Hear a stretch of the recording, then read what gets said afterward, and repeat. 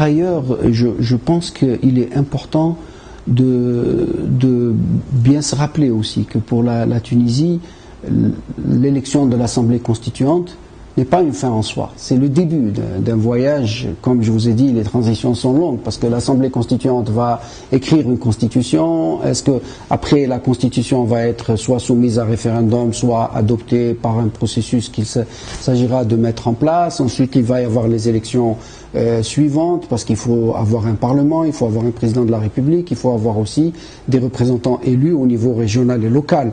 Donc, c'est toute une série d'étapes électorales et tout un processus constitutionnel qui sont en train de se mettre en place.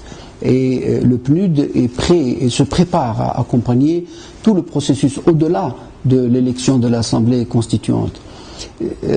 Dans ce processus-là, il y a un élément qui me paraît absolument fondamental, qui est le maintien du dialogue. Nous avons vu des capacités remarquables de l'élite et de la société tunisienne à dialoguer. Nous avons vu aussi par moments qu'il y avait comme un blocage du dialogue et chaque fois que le dialogue est bloqué, ça devient des épreuves de force. Nous pensons que vraiment encourager ce dialogue par tous les moyens possibles, le dialogue de toutes les élites nationales, le dialogue de toutes les couches sociales en Tunisie serait un élément fondamental. Et enfin, je voudrais finir sur un mot, parce que vous ne m'avez pas posé la question, mais qui est très important.